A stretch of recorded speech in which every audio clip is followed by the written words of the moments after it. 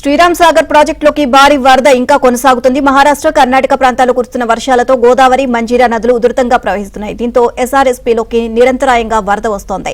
ప్రస్తుతం 1,50,000 క్యూసెక్ల ఇన్ఫ్లో కొనసాగుతూ ఉండగా అంతే మొత్తంలో గేట్లను ఎత్తి నీటిని కిందకు వదులుతున్నారు. శ్రీరామ్ సాగర్ ప్రాజెక్టు వద్ద తాజా పరిస్థితిపై మా ప్రతినిధి శ్రీపతి మరిన్ని వివరాలు అందిస్తారు.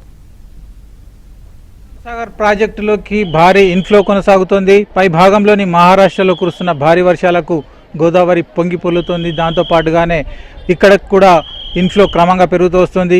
ఇన్ఫ్లోకు అనుగుణంగానే అధికారులు గేట్లను ఎత్తి నీటిని కిందికి వెళ్తున్నారు. మనం చూస్తున్నాం శ్రీరామ్ సాగర్ ప్రాజెక్టులో మొత్తం 42 వరద గేట్లు ఉన్నాయి.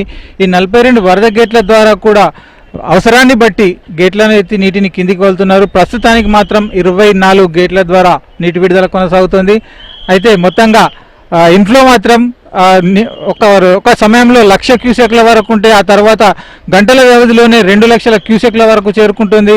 అదే సమయంలో వరద తీవ్రత తగ్గిన సమయంలో మరింత తగ్గుతూ వస్తుంది. అయితే వరద ఉధృతి, వరద తాకిడికి అనుగుణంగానే అధికార యంత్రాంగం నీటిని విడుదల చేస్తుంది. మనం చూస్తున్నాం ప్రస్తుతానికి మాత్రం గోదావరి కింది భాగంలో, శ్రీరామ్ సాగర్ ప్రాజెక్టు కింది భాగంలో గోదావరి పరవలు తొక్కుతూ వెళ్తుంది.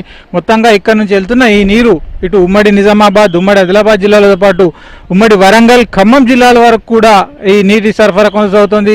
ఈ శ్రీరామ్ సాగర్ ప్రాజెక్టు నీటి విడుదల వల్ల కింది భాగంలో గోదావరి కూడా ఉగ్రరూపం దాల్చింది. గోదావరి ఉధృతి పెరుగుతోంది.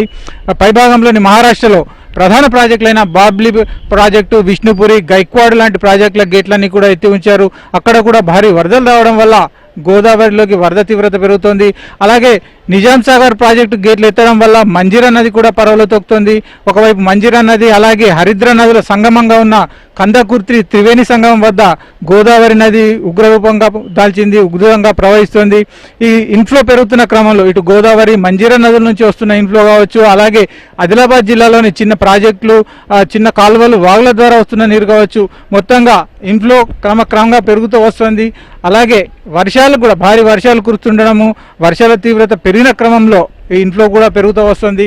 దీంతో పాటుగానే ప్రాజెక్టు పూర్తి స్థాయిలో నిండడము, అలాగే ఈ గోదావరి నీటిని వదులుతుండడం వల్ల పూర్తి స్థాయి జలకళ సంతరించుకుంది. అలాగే ఇక్కడ ఉన్న పరిస్థితుల ప్రకారం చూసి ఇటు కాకతీయ, లక్ష్మి, అలాగే సరస్వతి కాలువ ద్వారా కూడా నీటి విడుదల కొనసాగుతుంది. ఇక్కడ మనం చూస్తుందే కాకతీయ కాలువ. ఈ కాలువ ద్వారా నిజామాబాద్లోని కొంత భాగంతో పాటు కింద ఉమ్మడి కరీంనగర్, వరంగల్, ఖమ్మం జిల్లా వరకు కూడా ఈ కాకతీయ కాలువల ద్వారా వ్యవసాయ అవసరాలకు సాగునీటి సరఫరా జరుగుతుంది. మొత్తంగా ఇటు కాలువల ద్వారా నీటి విడుదల, అలాగే ఎత్తిపోతల పథకాలు, అలాగే మొత్తంగా ఉన్న తాగునీటి పథకాల ద్వారా కూడా పూర్తి స్థాయిలో నీటి సరఫరా కొనసాగుతోంది. మొత్తంగా గత సంవత్సరంతో పోలిస్తే గత సంవత్సరం సెప్టెంబర్ 2వ తేదీన ప్రాజెక్టు పూర్తి స్థాయిలో నిండింది. ఆ రోజే ఇక్కడ గేట్లను ఎత్తి నీటి విడుదల ప్రారంభించారు. అయితే ఈసారి కొంత ముందుగానే నీటి విడుదల కొనసాగడంతో ఇటు రైతులు, అధికారులు, ప్రజలు కూడా హర్షం వ్యక్తం చేస్తున్నారు. వీడియో జర్నలిస్ట్ అనిల్తో శ్రీపతి, ఏబీఎన్ ఆంధ్రజ్యోతి, శ్రీరామ్ సాగర్ ప్రాజెక్టు నుంచి.